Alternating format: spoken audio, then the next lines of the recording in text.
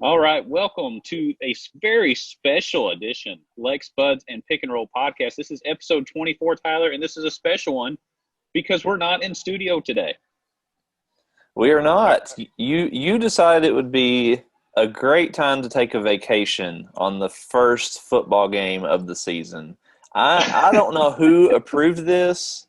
I'm going to need you to start filling out a leave request before any future trips to make sure they Uh, don't coincide with football or basketball. well, it's a good thing that I am on vacation. I will say I did watch the game. I'm a couple of margaritas into my vacation, so it may make for a more entertaining show. For those of you, if the audio sounds a little bit different than what you normally hear if you're listening to this on the audio only, we are on a Zoom video call, and we will post this up on our YouTube channel as well, so you can check that out too. I've got a bunch of people running around behind me. I've got elevators going up and down. I got screaming kids. I'm in the lobby of the hotel here in Orlando, so just make do. We're all going to get through this, and you can We'll all finish get the through rest. it together. That's right. So, yeah, so I flew out this morning, Tyler, left at 9 a.m. Had to catch my connection, got on a flight, watched the first half of the game on the plane. And it had me very excited, right? We're going into Auburn. Auburn's top 10 team, which who knows? Preseason polls this year, I think, are totally meaningless Right. because we don't know what to expect. And I made the prediction that we would win the game. You I did. felt You were very all confident. in. I was all in. And it started playing out like I initially thought it would. I thought Josh Ali would do some good things and Terry Wilson would throw some short passes. Ali would have to do some yards after the catch. And we're going to be money. We're taking it home, taking it to the bank, man. And things just didn't happen after that initial start. I don't know. It was a exciting game in the beginning, but as it kept going, just got more and more frustrating overall. Yep. That's how I feel right now. I'm very frustrated. Yeah, it was, man. You talk about coming out just a hot start. I mean, Cavassier Smoke rips off a 35-yard touchdown, and you're like, okay, we're rolling, man. We're up Mm-hmm. 7-0. We're Yep. we're controlling line of scrimmage, like you said. With Terry's completing some passes to Ali to get the Mm-hmm. chains moving, and I'm like, all right, we're gonna do this. We're Game gonna, on, baby. Game on. yeah. At that point, I was all in that we were going to win the game. Mm-hmm. And it just quickly, well, I won't say quickly, but gradually went downhill from there. It was a slow burn. It was a slow burn, and you wondered what the game atmosphere was going to be like. You see shots of the stadium; it's like what 25% full or something like that. So home field advantage doesn't mean jack for these games, and it's not going to mean anything. Basically, the whole football season. It just happens to be that's where you get to practice sometimes. That's the only home field advantage you have is maybe you get a couple extra days than the other team. Otherwise, the crowd's not going to help you. I don't know. I need to see the count from the turnstiles because it looked like there was much more than 20% in that stadium. It looked pretty full to me. Well, maybe those people are big bone, Tyler. Maybe they uh, show up bigger on the TV. The camera adds 5 pounds. I mean, I'm just throwing that out there. That could be a thing. yeah, I don't know. I need to see a head count. Yeah. So anyway, we have Auburn come down and score, and that 2 point conversion was just so. I don't want to say it was so Kentucky football because I feel like we moved past that, right? In the Stoops But era, it I feel like was. we moved past it. But you can't tell me right now that when you saw that play, you didn't think, "My goodness, it's going to screw us over in the end." That stupid 2 point conversion and totally caught us sleeping, man. Asleep at the wheel. Totally. I will be honest. Even though the game was 8-7 at that point, I thought the game was over. I was like, "That's it." That's Didn't the you think kind of we moved past that by now? no. I don't know that I ever will get past. Anytime the other team makes a big play in football, I just assume we're not going to recover from it. Even though we have multiple times in the Stoops era, that just things like this happen, and I lose hope. I lose confidence, and I mean that was a huge play. I mean, you go for just to that 1 point makes a huge difference because then you're thinking, okay, they're just up one, but if they score again, we're down 8. That means we've got to get a 2 point conversion. So it just changes your whole mindset for the rest of the game because you're just waiting for that next score and what's going Mm-hmm. to happen afterwards.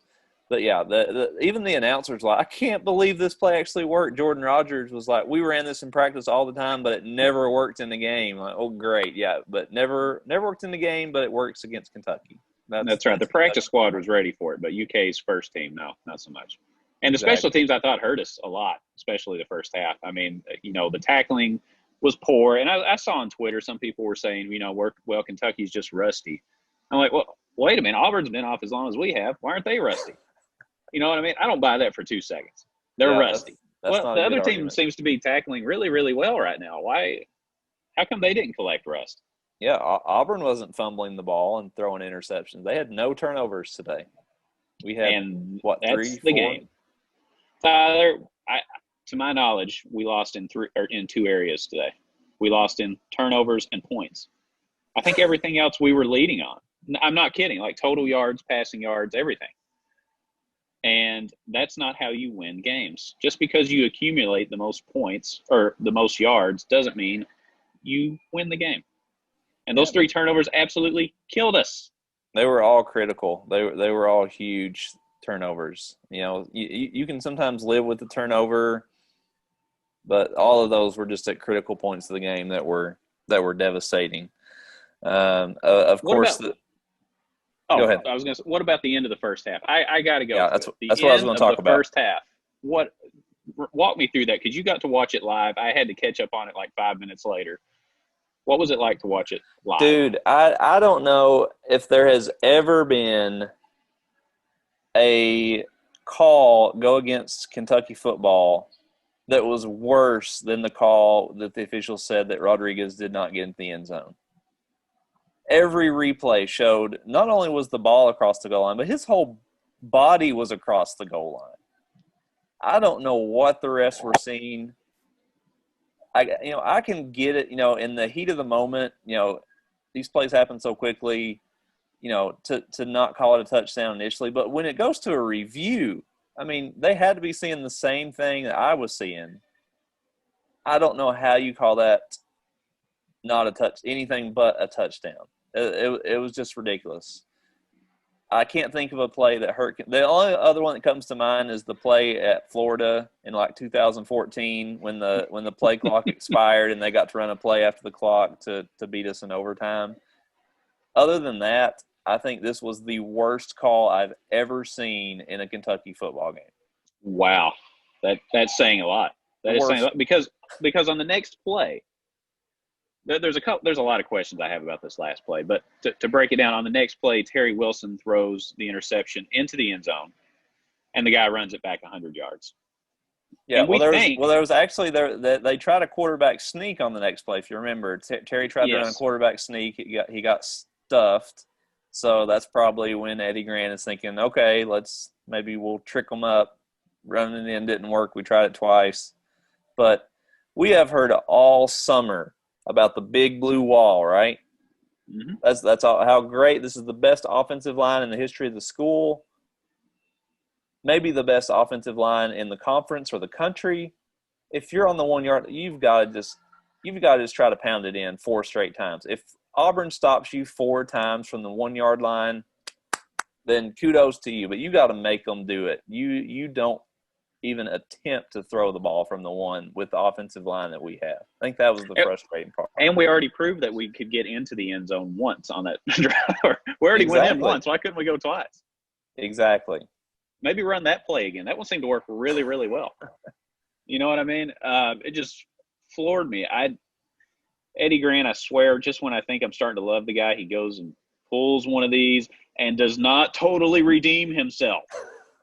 He kills me, man. I mean, I kind of liked his game plan in the first half, getting Terry comfortable, using the offensive line. The running game seemed to be going well. And it's just, you pull one of those out, and Terry needs to know better too, right? He's experienced. You just can't do that. You can't make that throw. If you're unsure at that point in the game, you just got to throw it out of the end zone or something. Yep, that's But from what I exactly right. Throw it understand, away. he thought that he had him open. So maybe there was some trickery in the coverage that he didn't see pre-snap. That's the only thing I can think, because from what I understand, he said he thought he had him there. So that may be the case, but still, just pound it in, man. Best offensive line we've ever had. And we already scored once. Yep. Just score again. I'd run the same play. If you got why I would argue why even run Terry Wilson for a quarterback sneak? We just proved Chris Rodriguez could bust through that line. Why don't you just give it to him again? Yeah, he already did. He already did it once. He earned it. He earned the opportunity to get it again. He should have. Yeah. Couldn't agree more. But one of the most bizarre series of events there. I mean, you get the no call, the no touchdown call. Then you get the 100-yard interception return for a touchdown. Then they come back and you get a targeting penalty on Auburn that wipes away the touchdown. So you go from it should have been 14-7 Kentucky going into the half because that 14-8. 14-8, yeah. We should have been up 14-8. Instead, it looks like it's about to be 15-7, and then that gets wiped out, and then we go into the half 8-7. So just I don't think I've ever seen a series of events like that in a football game. Just a crazy way to end the half, and I don't think we ever recovered from that series right there. Because we came out, start the second half, we had a couple 3-and-outs, just did not look good. And who knows if we end up losing by 16, so it's hard to say that one touchdown would have won the game for us. But you have to wonder, had we got the touchdown there, would things have turned out differently? Because we also got the opening kickoff in the second half. Exactly. So you're going in there with some swag. You're up 14-8 at Auburn, a top 10 team. And you get the second half kickoff, your confidence is riding high, man. You're ready to roll, and you've got them back on their heels. Instead, Auburn's sitting there like, man, we're lucky. Well, let's take this luck and make something of it. And it's totally deflating. I mean, as a fan, when you watch it, it's like somebody punches you in the gut. So you can't tell me that the players don't feel something. Now, will they ever admit it? No, they'll probably say, stuff happens, we'll get over it, it's nobody's fault. They're going to say that. But I can tell you, just if you're a human being breathing air, you can't watch that and not cringe. Whether you're a player, a coach, a fan, or anybody, it is going to deflate you mentally. And those first two series in the second half were pitiful, absolutely pitiful. It wasn't good. The only real positive play that I saw in the second half was Max Duffy's 75-yard punt. Right. Now, that was good. That was good. That got me excited. But the rest of the second half, you can keep it. We never recovered. Yeah, I believe that was the third longest punt in the history of UK football. I believe I saw that somewhere on Twitter today, so it has to be true. And that punt went out of bounds. It would have kept rolling. Oh, yeah. Yeah. It went out of bounds or it would have kept bouncing down, It's crazy. Yeah, doing that from the back of the end zone, too, with all that pressure, that was a heck of a punt. And we were still in the game. We still had a chance at that point. We do come down. We score a touchdown. Akeem Hayes to cut it to a 2-point game. We're right at the end of the third quarter at that point. Mm-hmm. We go for the 2-point conversion. Terry Wilson inexplicably decides to throw the ball away on a 2-point conversion. He didn't throw the ball away on the interception at the end of the second quarter. On the 2-point conversion, decides he's going to throw it out the back of the end zone. I don't think I've ever seen anybody throw the ball away on a 2-point conversion attempt. You have to think that's just him not having played in a long time. He just seemed to make some big mistakes, big mental mistakes today, and that was maybe one of the biggest ones. Well, you can say that he's had a break, but the other thing is he's been playing this game for a while now, right? This isn't a freshman or a sophomore quarterback. This is his last year. Sometimes experience has got to come into play. Yeah, you don't expect that from a senior. No, so, I know, again, the rusty term. Nobody else is rusty on the other team, but we sure got a lot of rust on our team. Even if you haven't played in a while, he's played in a lot of different atmospheres. He's had a lot of big games. It was just really disappointing. I thought he played kind of like he was in a fog sometimes, like it just mentally was not on the same wavelength with I don't know. That's just me when I was watching it. And then the errors, the fumble, Yep, the fumble was that sealed the game right there when he fumbled it. Yeah, I agree. He never really looked in sync with his receivers.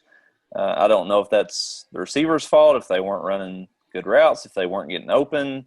It looked like he was holding the ball too long on several occasions. And again, I don't know whose fault that is, but for whatever reason, they were not in sync with our quarterback and our receivers could not get on the same page. Other than those little short screen passes where the receivers have to try to make something happen, didn't really connect on many long balls today, so that was disappointing. Yeah, you wonder if that's going to be a continuing theme or if those short, like bubble screen passes and things, because some of those, we're lucky the guys caught them and didn't get absolutely nailed. I mean, they were catching the ball and there was somebody right there in their face getting ready to blast them. So you wonder if that's a sign of things to come or if that is just a game plan for Terry Wilson's first game back. Yeah, I We hope got to it's have some not. deep balls. I saw enough screen passes during the Joker era to do me for a lifetime. If we're bringing back the screen and the bubble passes for 9 more games, I can't watch that. Let's hope that is just easing him back into it. Now, Tim Couch threw an awful lot of bubble screen passes, and he was a Um, great quarterback, Tyler. A yeah, lot of yards after the catch on those teams. true. That's fair. Fair. But they also, I think, probably had more talent at quarterback and receiver than we're dealing with now. So you've really got to have some speedsters to get those yards after the catch. And then when you're playing a top 10 team like Auburn, playing in the SEC, it's hard because their defensive speed is almost on par with your offensive speed. So you've got to be very, very good to make those kind of plays against top 10 teams in the SEC. And five of our 10 games this year against the top 25. So, I mean, we've got our work cut out for us, and I don't know that our guys, at least from what I saw today, have the speed or agility to get past some of these defenses that we're going to face later in the year. I don't know. It's a wait and see thing. It was just 1 week. This is everybody's first week. Preseason top 25 doesn't mean anything to me. It just sucks. The only thing I know is this game sucks. I hope next week is better. But then you watch the team that we're playing next week, and now I start to get concerned again. Yeah, so you know where I'm going with this, Tyler? I mean, it makes me a little nervous. Yeah, what appeared to be a schedule where we had maybe 4 or 5 games that you look at and say, okay, I think we'll win that game. I'm now looking at maybe 1 or 2 games that I feel confident about after today. Next week we've got Ole Miss. We'll have our first home game against the Rebels, 4:00 next Saturday. The Rebels put up 35 points against the Gators today. Very competitive game, back and forth for quite a while. So we now know they can put up points against one of the best defenses in the SEC. The week after that, did you see what happened at LSU today, Brandon? Unbelievable. Where did that come from? Mississippi State, who we play in week 3, goes in and shocks LSU 44-34. And did you see the stat line from their quarterback? I saw the stat line after the first 3 quarters and my jaw dropped. Let me pull it up here because I want to make sure I get this right. KJ Castillo, who I've never heard of in my life. Yep. I guess that's old man Castillo's boy. Old man Castillo. Yeah.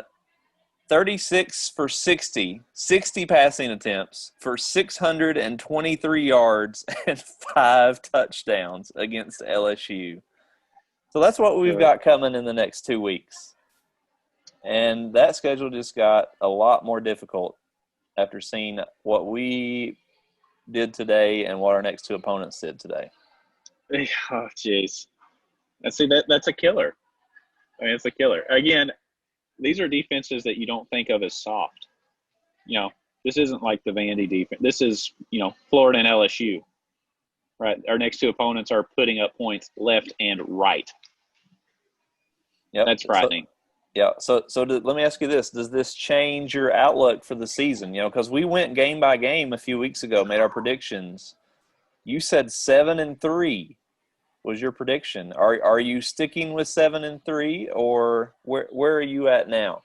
Can I adjust after week 2? I want to just see if this is a fluke. We talked about this on our last show about the Cleveland Browns winning a game. You were excited that the Cleveland Browns won a game. Yes. And my question was, is this a fluke? Is it the start of a win streak?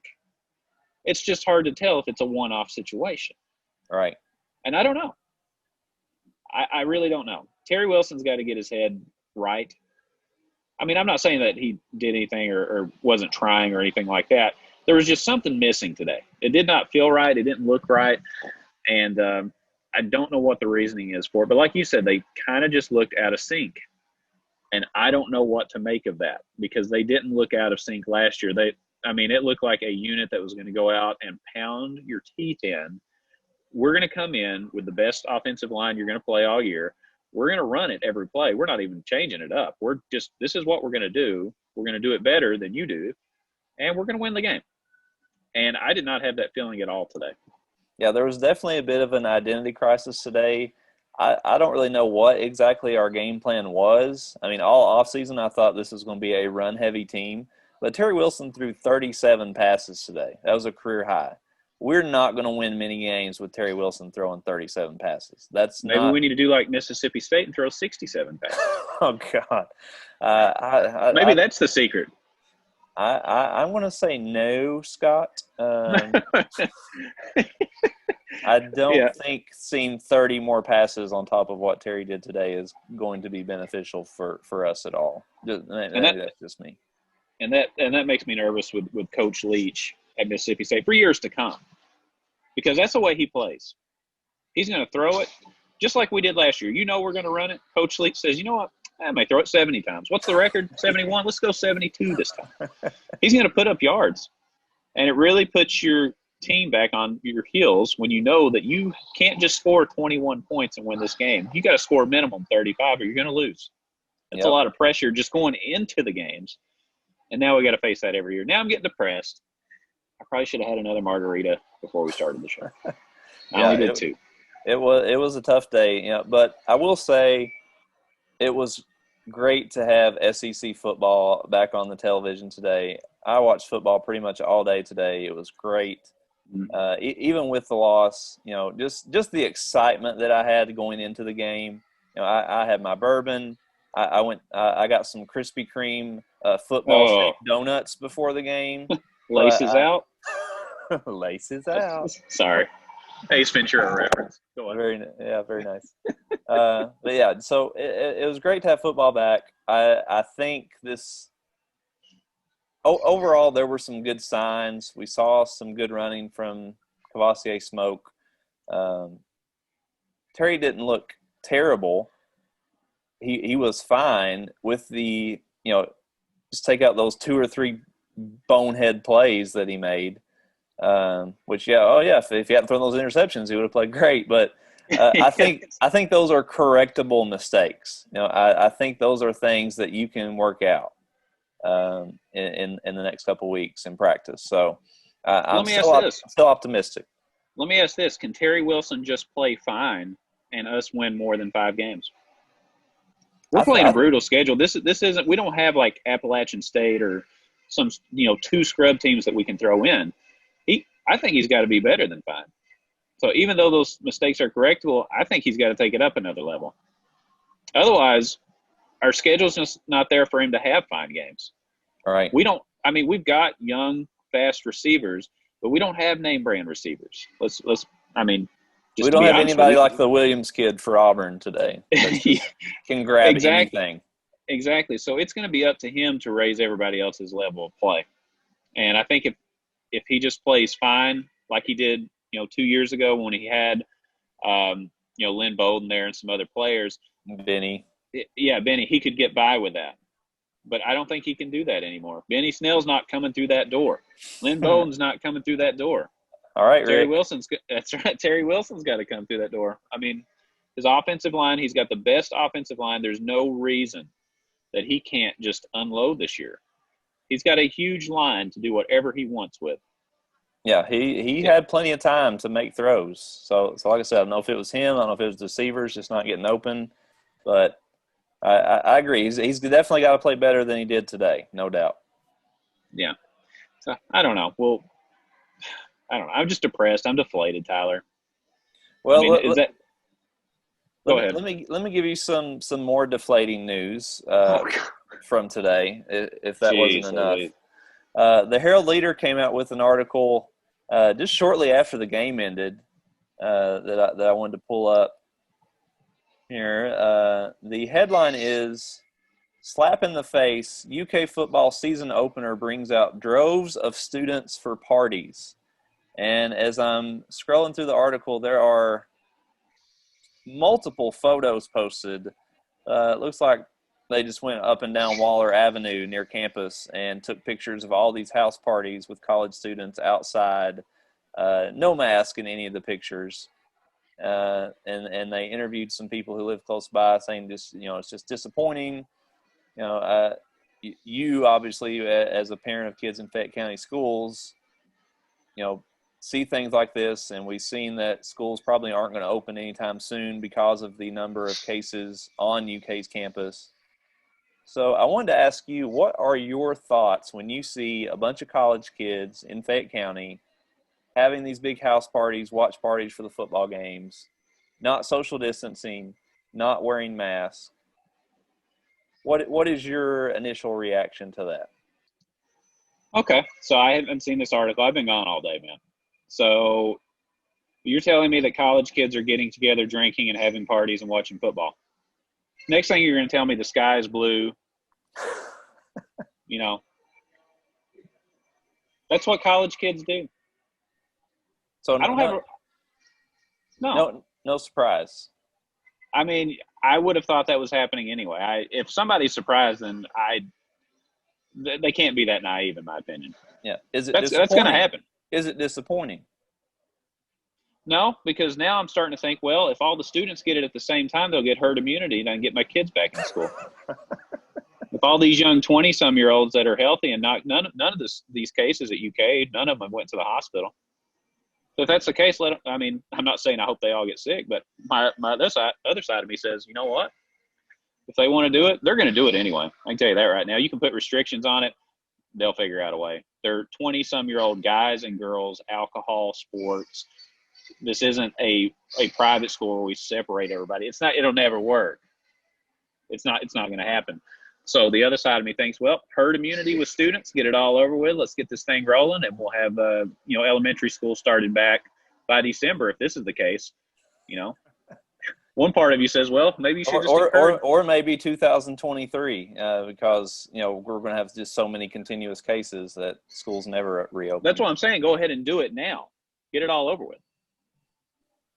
Yeah, I'm kind of with you in that this is what I expected to happen today. It's the first football game of the season. Do we need an article about this? Yeah, clearly they do. It's on their top stories section of their app for the Herald Leader. So clearly, I can't wait to download their next headline.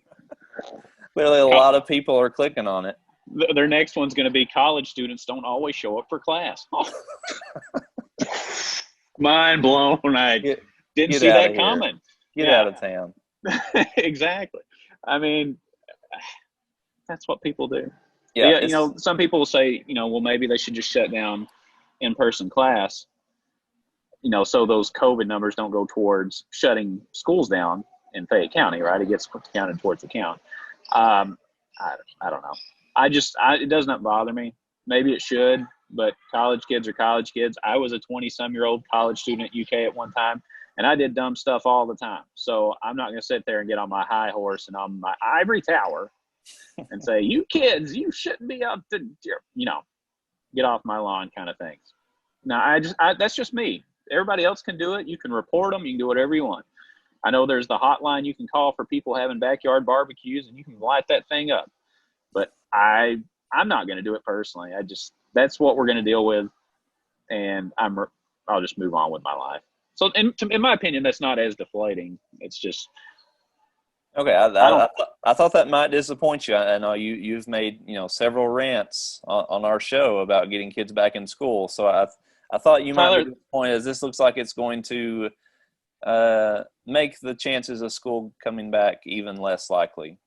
Yeah, I just want people to live their normal lives, and if that's what college students want to do, go for it. Okay. That's probably bad to say. I'm not encouraging bad behavior. I'm just telling you what I think. That's what this show is. Just opinion. It is. Yeah. It's an interesting perspective. And I know UK has done a lot to try to stem stuff like this. They have, offered consequences from everything from a warning to, kicking kids out of school for some of these events, depending on how many times they've been caught. But it's going to happen. There is no consequence that you can put into effect that's going to stop house parties during football games from happening on the UK's campus.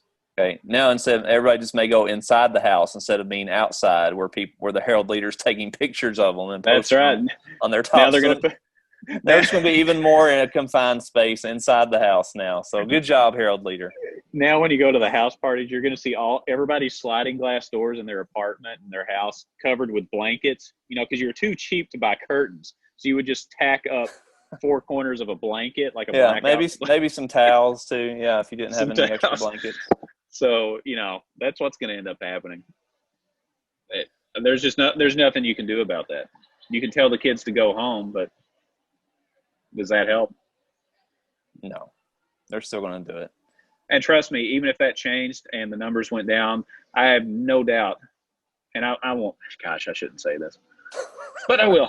I have no doubt. You can edit it out later. No, I'm just going to say, with my experience with the Fayette County School Board, something tells me if the numbers went down in one area, they would move the goalposts to another area like they've already done. So it doesn't matter. They're going to do what they want to do. And surveys be damned, numbers be damned, hospitalizations be damned. Doesn't matter. They're going to do what they want to do. Still waiting for you to make that announcement you're running for the school board. Thought about it again today, Tyler. So tempting. I'm not kidding. You think I'm joking? I have talked about this several times with my wife. Well, if you, I will vote for you. You have one vote at least. Be careful. You don't want to be associated with me, Tyler. That could be dangerous. That's true. I have to send my kids to private school if you run. That's probably for the best. But yeah, I'm okay with that. Long story short on the article, I'm okay with it. Life goes on. I can't wait till life goes on and gets more normal like that. Right. When it's okay. When it's not a news story that college students are having house parties. Gosh. You know what? We need to start a satire for the website and do WLE or LEX or what is it? The Herald. Yeah, the Herald's latest headlines and make it obvious things or something. Let's work on that. We could totally. Yeah, absolutely. Switching gears a little bit, I know you and I talked a little bit before the show that we felt like we needed to mention this as we didn't talk about it on the last show, and that is everything that's gone on in the city of Louisville with the announcement of the Breonna Taylor shooting. One of the officers. Well, before you start, we should say we didn't mention it because we'd already recorded the show. Right. Yes. So these events happened after the last episode. Exactly. Yeah. So one officer charged with wanton endangerment. No charges against the other two. Protests have been happening in the city of Louisville every night since then. Without getting into too much detail in the case, just overall thoughts on what you've seen with that. Here's the thing. All right. And it's never good when you start a story with, here's the thing. But, if you were, let's say you were ignorant of the case and really had not been following it. Because, the world's been crazy this year, right? There's been 50 different stories, and I feel like 50 different things that have been protested. Okay, so I think some stuffs get lost, and I think it would be foolish to think that everybody is up on every detail of what's going on here. But if you watched the Daniel Cameron, the Attorney General Daniel Cameron's news conference, the way that he talked about the grand jury, putting those charges and walking through the story of what happened, and you didn't know anything else, you would think, okay, I get it. But then there's this whole other side where we don't have all the information. And I think that's what people are protesting. I could be wrong. Now, if I told you I knew every detail about this case, I'd be lying. Okay, I'm a part-time teacher now, 3 or 4 hours a day. I'm trying to entertain my kids. I barely have enough time to breathe. Now, we do have time to record this podcast. We did, but we are late at night. My kids are already in bed. Your kids still running around? And they are. They're upstairs in the room right now. But, it's just, it's hard to know every detail about everything that people think you're supposed to know. And there's probably more facts out there. People are saying that some of the things that were in the news conference were incorrect. I don't know. I feel like I'm in a he said, she said situation. And I'm not a legal, I'm not an attorney. I'm not an epidemiologist with COVID. I didn't know I'd have to have a law degree, a medical degree, just to survive in the social media world we live in now. I mean, it's like everybody's an expert. All I can do is give my opinion. I give my opinion on something, but I'm not going to say it's an absolute truth. It's just my opinion. And it's just hard to know in these he said, she said cases what to believe. Because if you're looking at the world through one view, you probably view that news conference as, oh, okay, let's move on. But if you're looking at it through another view, you're going to say that's not right and there needs to be more brought to light. What I think would help with all of this is if we just had all the information. And that's exactly, I think it's going to happen at this point. With the amount of media coverage this has received, with all the protests happening all across the country after the Attorney General's announcement, I think eventually they're going to have no choice but to release all the information. Everything that the grand jury saw, I think, is going to have to be released. That night, I don't know if you saw on CNN, the defense attorney for Breonna's boyfriend, Steve Romines, who I didn't see it, but I heard a little bit about it. Basically said, he said, I've seen the information that the grand jury has seen. And he said, I can tell you that Cameron was lying in his interview. Oh, wow. He said, Cameron is lying. He said, and when that information is released, everybody will see that he is lying. Now, take that for what's worth. That's one man saying that. But it will be very interesting to see if that does come out, if it does contradict what the Attorney General said, and then, oh boy, what happens then if that's the case? If we find out he was giving false information in that press conference. So I think there's still a whole lot more to come with this. Don't think we're anywhere near close to hearing the end of this story. And I think they're just going to have to release this and get it out to people. Do you think that's going to happen anytime soon?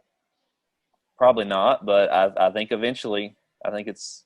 I mean, aren't there laws that at some point, like, just well, there's also an FBI investigation going on. Yeah, and that may delay things. I'm not sure, but the other half of that is Steve Romines has got to say that as well. He's a defense attorney, so I mean, everybody's got a stake in this. Everybody's got a stake. So that's why I'm saying you don't know. I'm sure Steve's a good from what I know, good defense attorney. He seems to be a heck of a, yeah. He seems very good. But at the same time, is he saying that he's lying or that he withheld information? Those could be two different. It depends on how you're spinning it. Right. All this verbiage we're using means something. So it's just tough to know. And I'm not going to sit here and say one thing happened or one thing didn't or one person was justified or they weren't justified. I don't know what the hell happened. Mm-hmm. You know what I mean? I really don't. It's so confusing. And that's just me personally. I'm telling you straight up. I don't know what to believe. Yeah, it's hard, and I think that you and I are kind of in the minority that we don't have a strong opinion, because you have to have a strong opinion about everything these days, whether you know the facts or not. You have to be 100%. This is right. This is wrong. What is wrong with saying, I'm not sure. I need to hear more. I need more facts. I think so many people are quick to rush to judgment on these things without knowing all the facts, and maybe we sometimes need to take a step back and wait till all the facts come out. We've seen, at least in one or two instances in the last few years, where there have been, I'm not going to go into specifics on anything, but there have been protests of different things, again, not going through details, where there's a huge uproar and things happen, and then as the details come out months later, you find out, well, wait a minute. Now we have all the facts, and maybe that wasn't justified to go right in the street for something. Just, Yeah. I know it's hard to wait. We are not a patient society. We are not. But do you want the quick answer or do you want the correct answer? And we just got to – it's really, really difficult to wait. Trust me, I got 2 kids up in a hotel room right now that are wondering why I haven't brought them Doritos or Gatorade or whatever, Sour Patch Kids. You know, they're not patient. Yeah, you're probably going to have to get back to them pretty soon, I would imagine. They're not going to let you stay out there in the lobby much longer.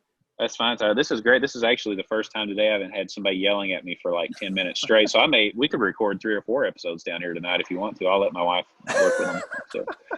Sure, she would love that. I can't wait till she listens to this episode now. Yeah, we can just do a daily podcast while you're there. We can just do this every day if you want. I mean, no, we got a busy day. We're doing SeaWorld. We're doing Legoland this week. We're doing the Kennedy Space Center and some other things. So we got a lot on our plate. These kids are going to have a good time. So that sounds awesome. I'm very jealous. Yeah, so we'll see how it goes. Anything else on tab, Ty? Did we miss anything else?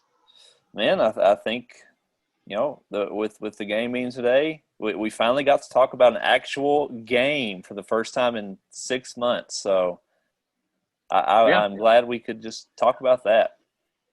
Yeah, and I would say to our listeners too, if you follow us on Facebook or if you listen to the podcast or watch us on YouTube, drop us a question if you want us to talk about any particular topics with sports. You know, if you want us to dive deeper into any particular area, let us know. You know, we'll try to dig up some answers for you and discuss some topics and, you know, discuss whatever you want.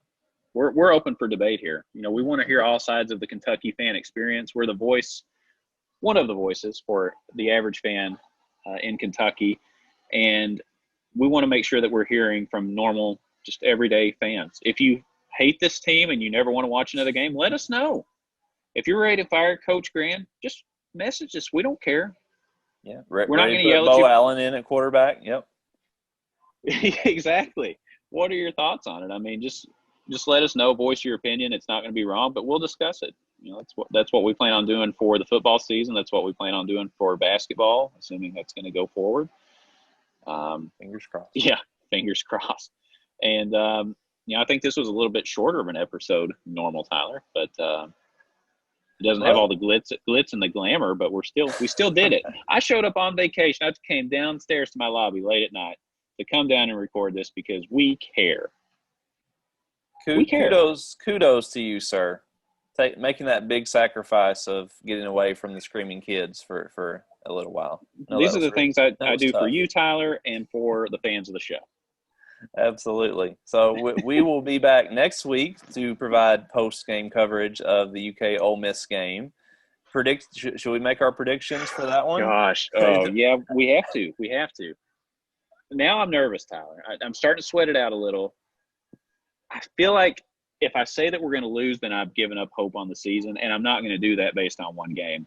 So I'm going to say that we win it on a 2-point conversion. No, I'm going to say that we're going to win it. We're going to win. I'm going to say they don't put up as many points as they did against Florida. Maybe we get some turnovers. We didn't force any turnovers today. We're due for one. We took stats class, Tyler. Taking stats class. We've been in stats classes. We're due. It's time. We're going to get some turnovers. We're going to win the game. I say Cats by 3. If we're just beating Ole Miss by 3, well, whew. Hey, look! They gave Florida a heck of a game today. They gave them a heck of a game today. So this is not going to be – we're not playing Vandy here. It is at home, so you hope we get some sort of advantage from that, from being in ever how many people show up for the game. That'll be interesting in itself to see what the crowd looks like. Yeah. But I think Ole Miss – everybody comes out strong usually week 1 and plays a little bit better than what they really are. I think Ole Miss just played a little out of their minds today. I don't think they're that good. I think we win. I'm going to say 30-17. Oh, jeez. Holding them to 17. Florida couldn't even hold them to – you know, they doubled up on that against Florida. They did. They had 35 against Florida today. Yeah, that's going to be tough. I think it was a fluke. At least I hope so. If it wasn't, then we're in trouble. Yeah, I'm kind of riding the It fence on has this. to be a fluke. It's got to be a fluke. It's got to be. Yeah, I don't know, man. I'm interested to see what happens, and we'll have the post game. We'll try to record this again and have it up on Sunday. I'm going to try to have this out on Sunday, and then you're writing an article to wrap up the game as well. Yes, that'll be on our website, lakesbuds.com. Yep. So make we sure really you come appreciate check y'all that out. visiting, and a big shout out to our folks in Pakistan that are either listening or visiting the website. We appreciate you. They're still coming. Pakistan people are still checking it out. Awesome. It's crazy. But we really appreciate it. As always, go to the iTunes store, the Google store, whatever other store you can go to get podcasts. Leave us a 5-star review. Even if you don't listen to the whole thing, even if you think we're total goobers and we don't know what we're doing, leave us a 5-star review. It'll help us out. And visit our website, lakesbuds.com. We are going to have this video up as well on there, and Tyler will have his wrap-up article on the game, as if you weren't depressed enough. But I'm sure it'll be entertaining, Tyler. Yes. Just like your football preview. It will be slightly ridiculous. And I did want to add one more thing. Yes. I debated whether I should mention this or not, but I am going to go ahead and take full credit or full blame, I guess I should say, for today's loss. Is I bet the Cats to cover.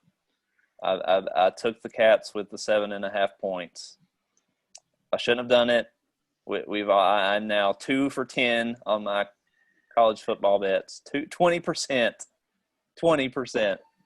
So it was completely my fault. I will not bet on any more UK games the rest of the season.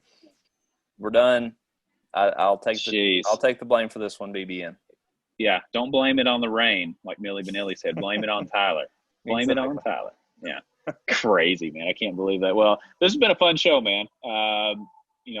Doing a show remotely from a different state, very interesting situation. But through the magic of technology, we were able to do it. Thanks again to everybody for listening, and we will see you on the next episode. Stay classy, Kentucky. Hey, that was close. I think we almost had that synced up.